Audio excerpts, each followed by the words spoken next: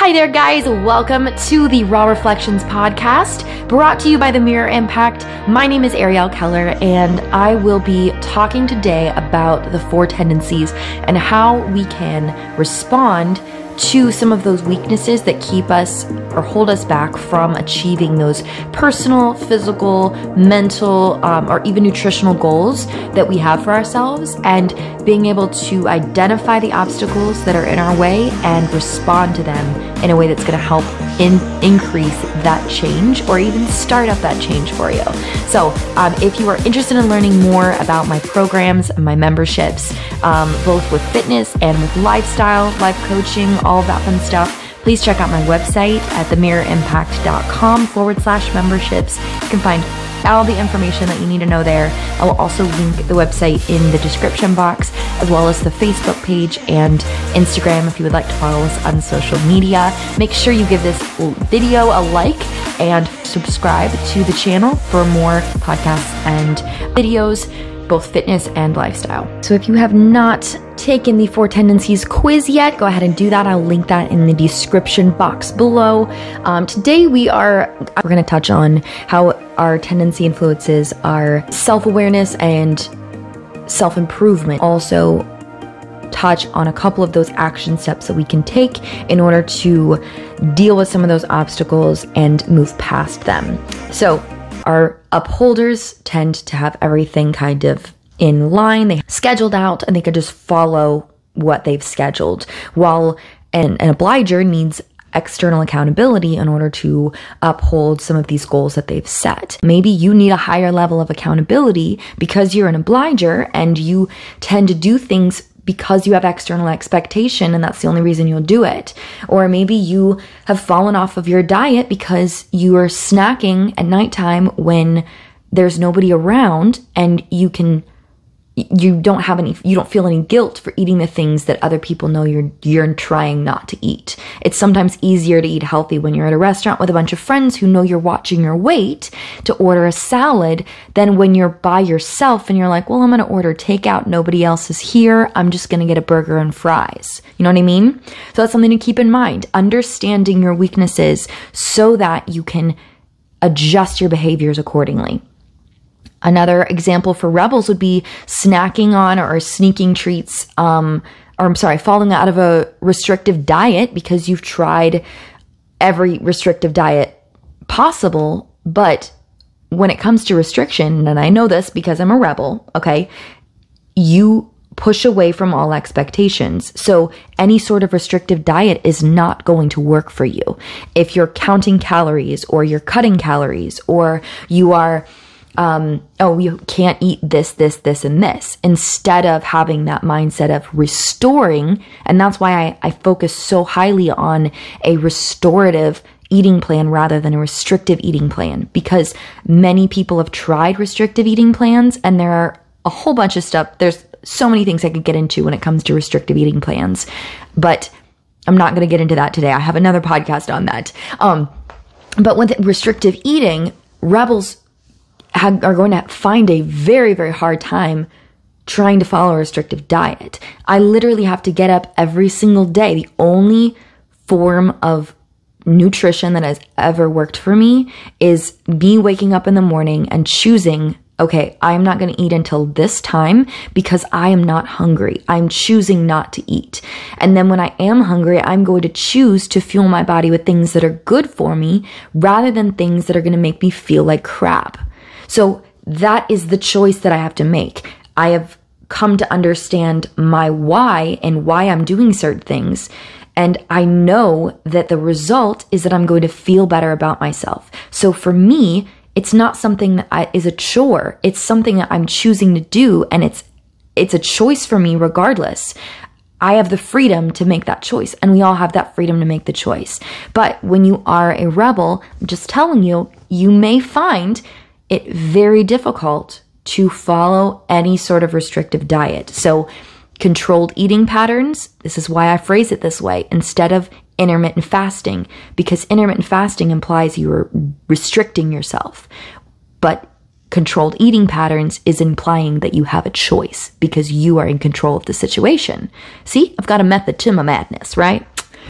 The last one here that I want to discuss is how to adjust and the action that you need to take in order to accomplish and push past these tendencies, identify your weaknesses, and figure out how you can manage your tendency and pull from some of the strengths from other tendencies. Understanding, next week we're going to talk more about understanding other people's tendencies and how to respond to them. But when it comes to your own tendencies, it's also important to understand the action that needs to take place there as well. So upholders, main thing, put it on your schedule. Plan it out to a T. Make sure SMART goals are a great way to start that. So specific, measurable, attainable, realistic, and timely. And I'm going to stress the realistic because I know you upholders are overachievers and you have the ability to, because when you say you're going to do something, you are going to do it. And I appreciate that about you, but don't overload your plate. Make sure it's attainable. Maybe start, if you're just starting working out, maybe start with 3 days a week and then work your way up, or that kind of thing. But understand, if you put it on your schedule, if you create your meal plan for the week, if you meal prep or you plan to meal prep, this may just be a very good way for you to accomplish your physical goals.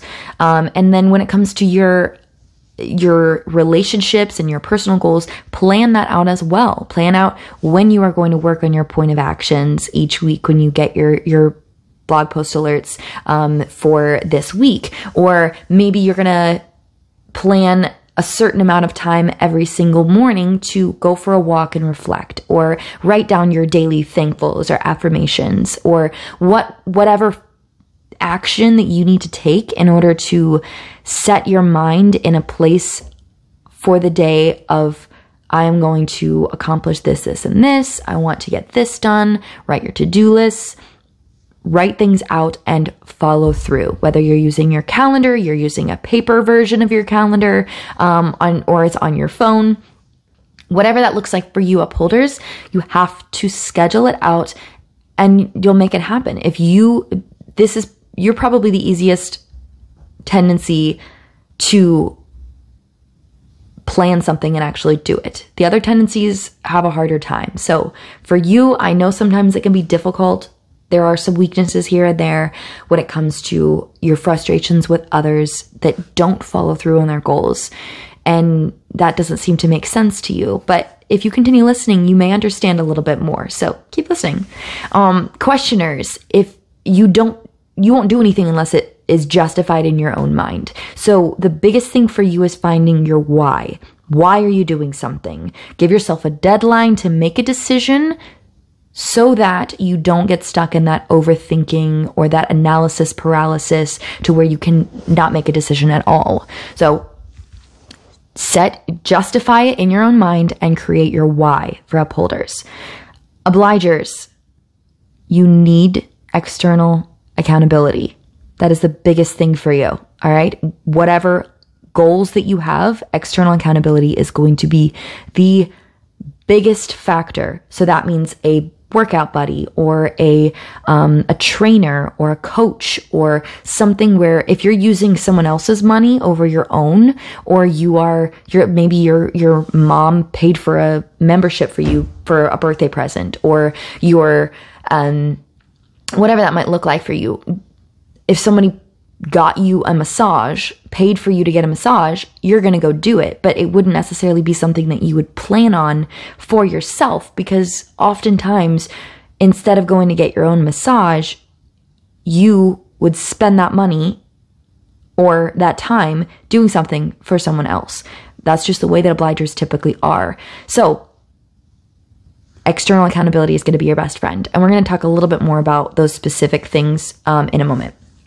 Rebels, if you resist expectations, a flexible eating plan or a flexible workout schedule is going to be the best place for you. So the biggest thing that you need to provide for yourself is information and consequences.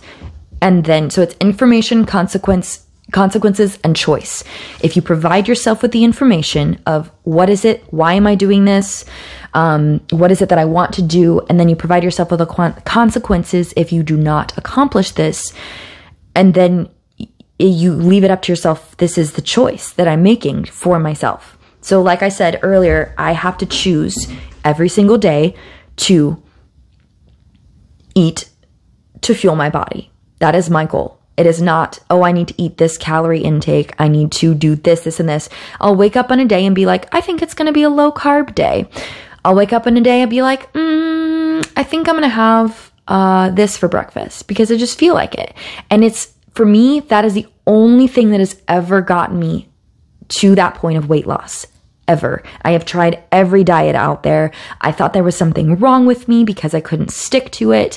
I thought there was something wrong with me because I wasn't losing weight, and I was trying all these different things, and it was because I was yo-yo dieting. That's the reason I couldn't lose weight. Once I chose that more of a controlled eating pattern, a flexible eating plan, that was where it was for me, and that's how I'm able to lose weight. I know what food fuels my body, what food doesn't do well with my body, what my body is sensitive to, and I can choose to eat gluten if I want to, but typically I choose not to because I know what it's going to do to my body. I can choose to drink tequila all day if I want to, but I know how I'm going to feel the next day. It's the same concept. You make the choice regardless of what anyone else wants you to do. That's the only way you are going to succeed.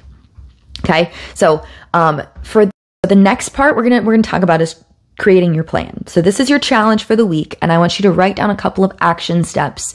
And I'm gonna go over a couple of ideas and give you some prompts to help fuel those brain juices, okay? But I want you to write this down if you have a piece of paper. If you don't, and you're listening to this while you're driving or you're doing something, just try and keep this in your mind.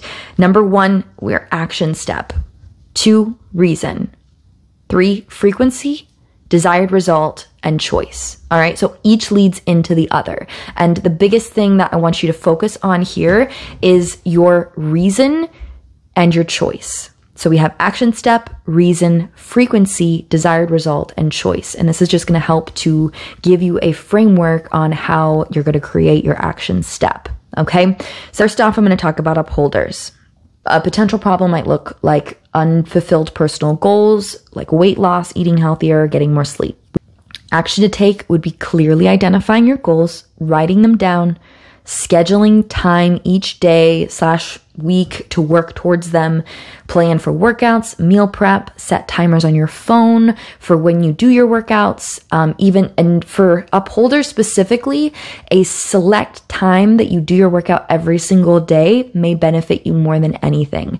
If you jump around with your time schedules, some days may be different. I know everybody's schedules are different, but a lot of times upholders thrive on schedules. So if you know that, and you know that this is something that's very important, then you can address and take action based on that. All right.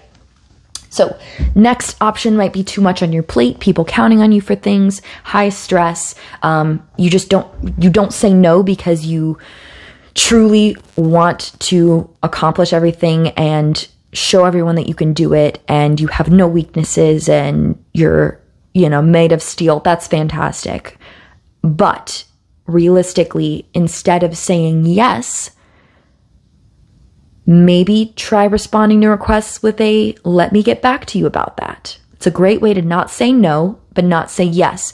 And then take a moment and figure out, is this something that I truly have time to do? Something that I truly want to do? Or is this simply for the sake of accomplishing something to show someone that I can do it? So keep that in mind.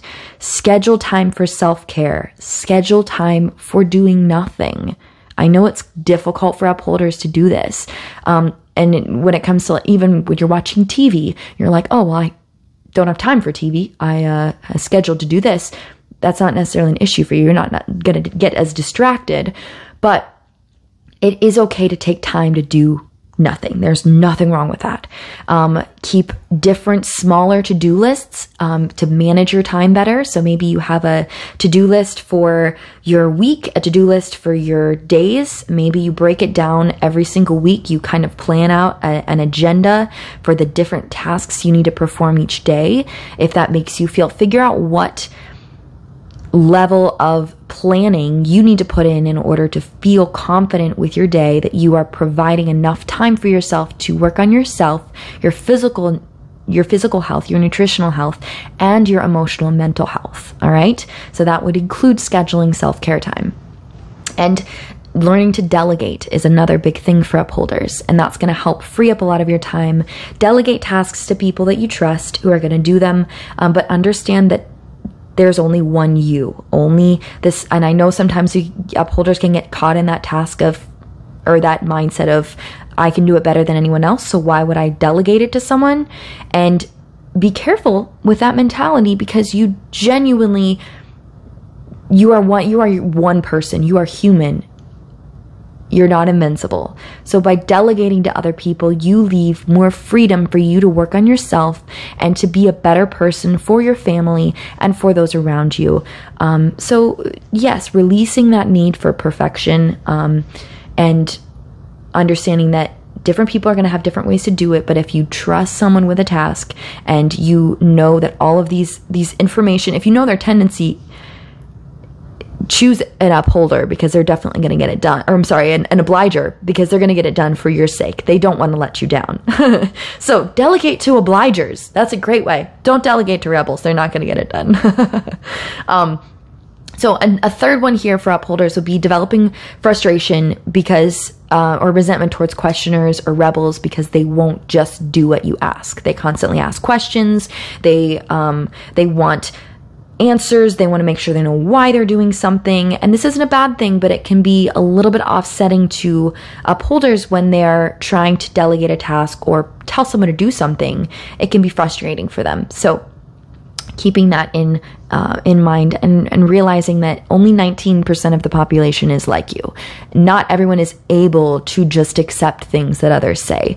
So choosing to learn a little bit more about the other tendencies may help you better understand where their minds are at and how you can work with them and approach situations and conversations with them in a way that will be better received by all. All right, so questioners, you're next. Potential problem. You can't bring yourself to accomplish a task because it's not important to you, even though it may be crucial to somebody else. This may have to do with your health. Your heart may be failing because you eat like crap. But in your mind, it doesn't make sense to stop eating like that because it tastes good to you. Or maybe you drink like a sailor and it doesn't make sense to you to stop drinking or to limit your drinking because you don't want to. It's very simple in your mind. But other people are like, oh my gosh, you're destroying your body. Why can't you get this? And it has to be your decision. It has to be justified in your own mind. If you aren't able to justify this importance, write down these options, understanding the why, understanding all of the things that go behind why this may be good for you. A second approach might be letting your reason be because it is important to someone that you care about. So that's your second approach. If you're not able to justify it, maybe do it simply because you're like, well, my family is counting on me to be alive so I can play with my grandkids. And that's why getting my health in check is important to me. So good thing to keep in mind. Another potential problem might be developing frustration or resentment towards other tendencies because they don't ask enough questions, or they're not driven by logic, but they're driven more by feelings or vibes. So with upholders and even rebels, a lot of times you'll hear one of them say, oh, I just got a vibe from a person. And this drives questioners crazy because they're like, what does that mean though? Like what kind of vibe? What are you talking about? So this can be frustrating for a lot of you, but I want you to understand that only 27% of the population is like you. So choose to learn a little bit more about the tendencies and how to better understand and work with them. And I know sometimes the things people say may be annoying to you, and it's okay to ask questions, but it can also get frustrating when you won't let stuff go. And you just have to be careful not to overthink or overplay certain, when it comes to you going into that analysis paralysis or that super questioner mentality, okay? And another thing, please avoid playing devil's advocate when at all possible. This is something that I think questioners enjoy doing because they get a kick out of it. And I'm not saying to completely take it off the table. My husband is a questioner and he loves to play devil's advocate. He was a debater. That's just something that questioners enjoy doing. They like bouncing ideas off of each other, and sometimes playing devil's advocate allows them to have a conversation or a quote unquote debate with someone, even if it's not in an ill will or trying to cause tension, but at times playing devil's advocate can cause tension. So questioners, please be aware of this, and like read your crowd wisely when you play devil's advocate, when you're in a conversation with a bunch of people, if it's being well received. And the more you know about the other tendencies, the more you'll be able to identify when you're coming across demanding, discriminative, insensitive, aggressive, that kind of thing. So think about how something will be received before you speak and before you go into that super questioner mentality. Okay. And then the last thing would be the analysis paralysis. Can't make a decision. And that would be to give yourself a deadline to make a decision, and make sure you're stuck to that. Even providing yourself a little bit of accountability, asking someone to be like, hey, I'm going to make a decision by this point in time. Please hold me to this. Even just discussing it with a trusted friend, not a bunch of friends where opinions are coming from a whole bunch of different places, but a trusted friend that will not make your analysis paralysis worse. All right.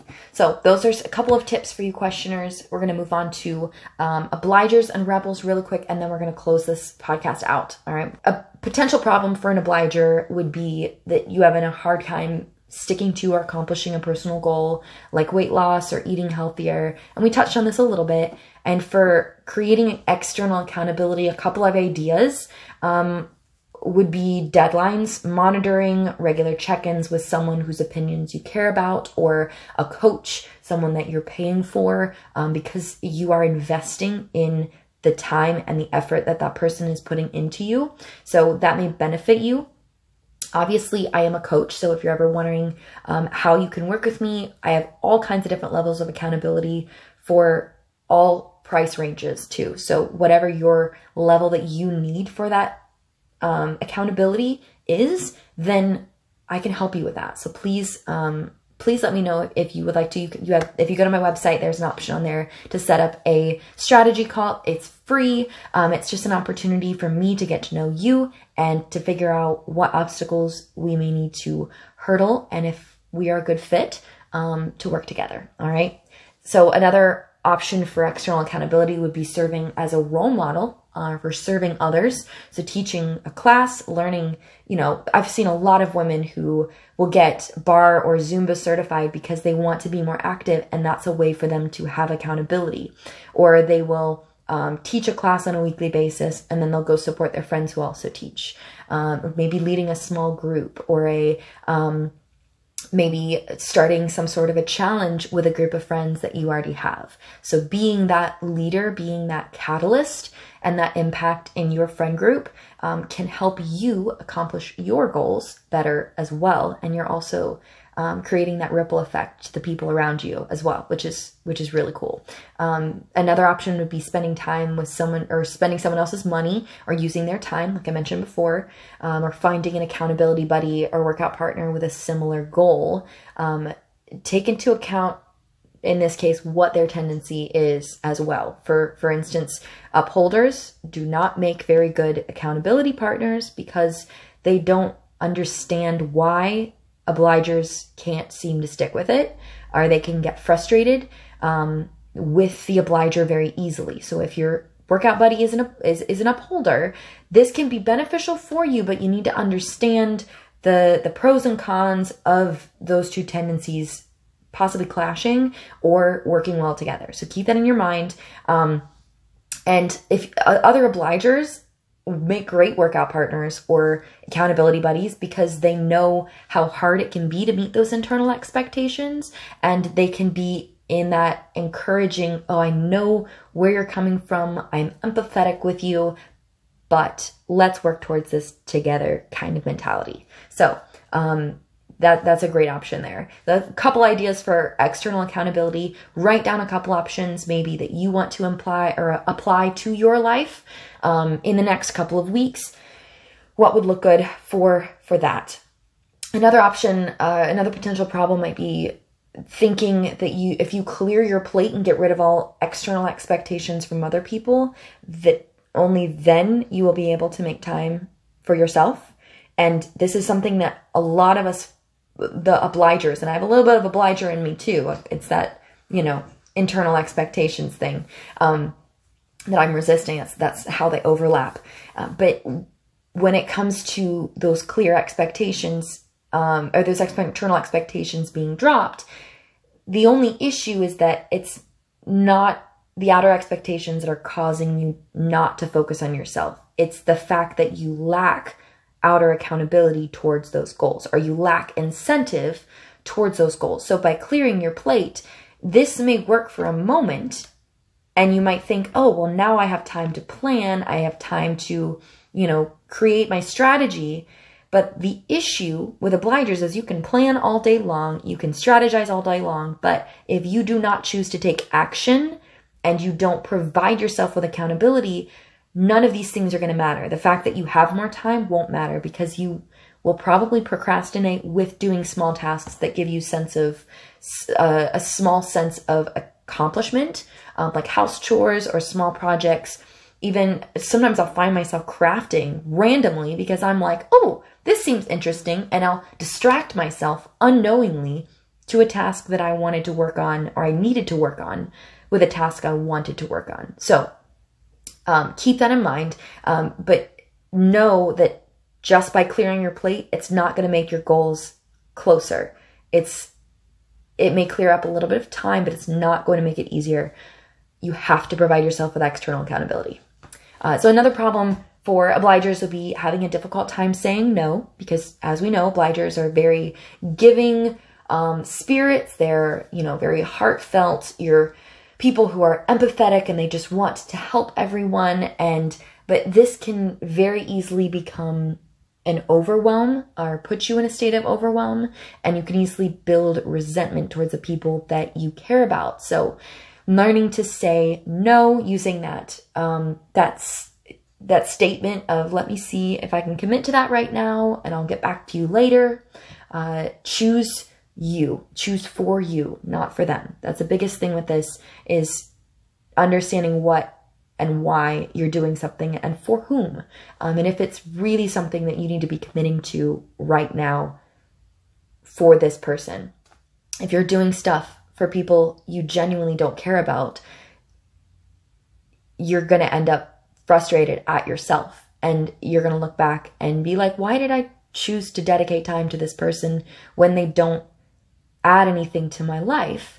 Why did I go out of my way to help this person?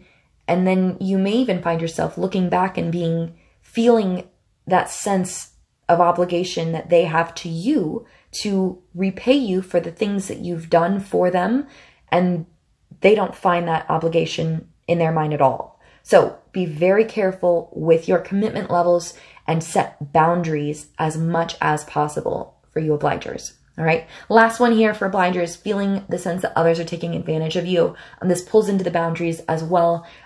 Your willingness to contribute and your very obvious avoidance of conflict and confrontation. These are big characteristics in obligers. And the biggest thing I can say to you is set boundaries. If you want others, you can want others to remove expectations from you, but until you take action and you create boundaries, you will continue to feel this way. So confronting an issue head on at the very beginning is going to make it a whole lot easier to deal with later on. And if you are already in that mindset of, no, give me a moment to think about it, rather than automatically answering yes because other people want you to. And guys, I feel this because I do this, okay? I have had to work a lot on this whole topic myself. But you may end up building that resentment. And so boundaries is very, very important. All right, last section here, we have our rebels. Thank you for holding in with me, guys. I know you didn't want to. I'm sorry to place that expectation on you. But a potential problem that a rebel may deal with is that you or someone else wants you to do something that makes you not want to do it. And that's kind of what we touched on in my examples earlier. And for this, provide yourself or have someone provide you with information, consequences, and then ultimately that choice is up to you. Okay? So in any situation where someone wants you to do something, let them know you need the information and the consequences, and then you are going to make the final choice. Okay? And if you are able to understand that, communicate with people, your communication and your relationships are going to go so much smoother. All right? So another thing to keep in mind with this is understanding your and justify an action by aligning it with your values or your identity or who you are, what you represent. If it's not a chain holding you down, but rather an opportunity for you to express your most authentic self or express your truth, then it's not a restriction. It is an opportunity. So if you see it in that mindset, it may be a little bit easier to accomplish your goal. Another potential problem for rebels may be that you feel unproductive and you can never complete your to-do lists. So this is a huge one for me, guys. I feel this for sure. And when you're another thing that I've been trying lately, and it's been working really well for me, is to reframe your lists of tasks as a choice, challenge, or game. So sometimes rebels can be very competitive. So games or challenges can be great for that. Those of you who are not as competitive like me may focus more on that choice element. So for me, I actually will separate my days and what I need to do into two categories: want to get done and need to get done. So I block off my day and I have this task I need to work for this amount of time on, or I'll have a task that I work multiple days on, and I'll have, I have this 2-hour block of time that I'm going to work on this thing. I'll set my timer on my phone. I will zone into that. When that timer goes off, I will decide, all right, I'm going to finish up this task, and then I'm going to choose a new block of tasks or a new time frame to work on. So that may be when I'm like, all right, I'm going to spend 15 minutes on chores, not have to think of anything, and then I'm going to go do my work over here after that. Mixing up your have to get dones with your want to get dones is going to help you feel more in control of your day, and that your day isn't running you, you are running the day. All right.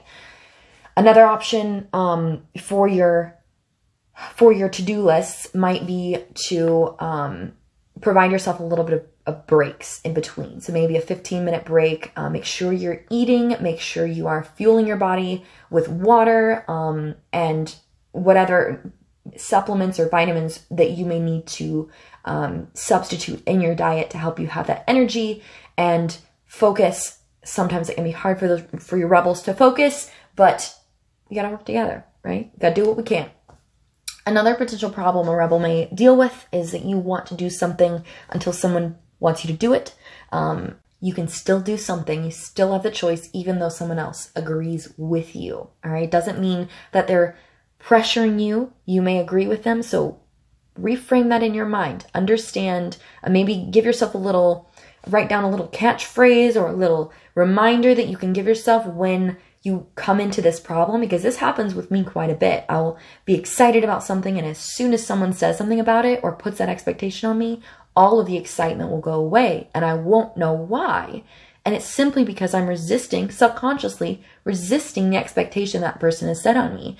And I'm also I'm very adamant now about expressing why I'm resisting someone's expectation, or when I feel someone is placing an expectation on me, because you'll notice a lot of times people don't mean to place an expectation on you. It's just the way that it was received, what they said was received by you, that you feel there's an expectation placed on you. So sometimes clarifying the intention behind their statement can help you avoid that sense of resistance. So keep that in mind, communicate with people, maybe even write down a couple of things that you could say to someone else or remind yourself of in a situation like this.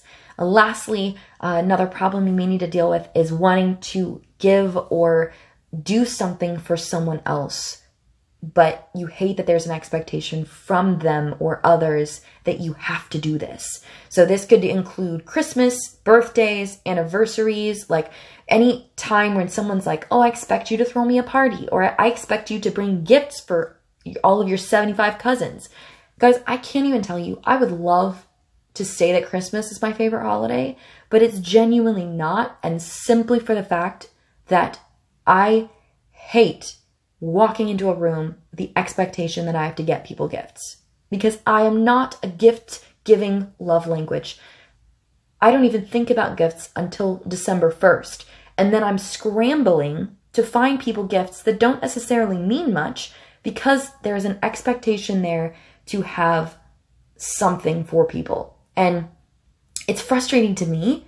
It makes me not want to be around my family sometimes, but understanding that, I love being around my family. Don't get me wrong, I love being around my family, but the expectation of having to have gifts makes that family get together seem less enjoyable to me. So I would rather come on Easter when I don't have to give anybody gifts than I would Christmas or Thanksgiving instead of Christmas, simply for the fact of the expectations that are placed on a holiday.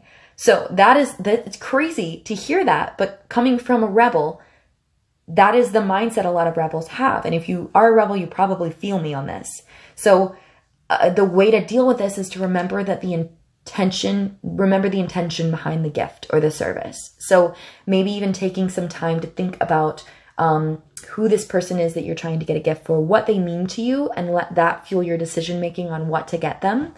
And understand, make it the choice to see through a mindset of, even if the obligation wasn't there, I would still do it because I want to give this person something from my heart, because it is special and I want it to mean something. And I think that might be why I always loved to make my presents when I was younger, because I thought it meant more, and I knew that the expectation wasn't there for me to make something. The expectation was for me to buy it. So in my mind, I was going above and beyond and creating even more value for this person who I cared about, and I was outside of that original expectation. It wasn't something that you could buy. So therefore, the expectation, I never had to meet any expectations. I was superseding those expectations by making it my own. And that's the thing that you'll find that rebels do. When they have to do something somebody tells them to do, or when they have to, they get in that mindset of, because I have to, they're going to find their own way to do it. And when I was growing up, my own way was making my gifts for people, because it meant more to me than just going out to the store buying something that they may or may not like. So that was a big thing for me. I know not all rebels are the same, but there's just a couple of keys in there to help you deal with some of those frustrations. So guys, I hope that this has clarified some of the difficulties that we sometimes deal with our individual tendencies. Again, remember, your challenge this week is to write down 3 to 5 actions that you're going to take that will help to set you on track to create positive change. Action step, your reason, so your why, and that's going to be helping you, questioners, understanding your why. Frequency, it's going to upholders, because you're going to know when, how often, and even if you want to add in there the intensity, if it's exercise or your nutrition, whatever that looks like. Write a couple of details down. Your desired result, so what it is that you want. Lastly is your choice. You always have the choice to take action and create positive change in your life. Never forget that. No one can take that choice away from you. That is completely yours and continues to be. So I hope that this has encouraged you and motivated you in your goals and striving for your goals this week. Don't forget to check out the social media pages and subscribe to this channel for more videos. And again, check out my website if you're interested in working with me in fitness, lifestyle, life coaching, one-on-one, or with my online platform. I hope you guys have an amazing week. Remember to be the impact in someone's life around you this week and always. And I hope you guys have a blessed week. Thank you for listening to the Raw Reflections podcast. My name is Ariel Heller, and I will see you next time.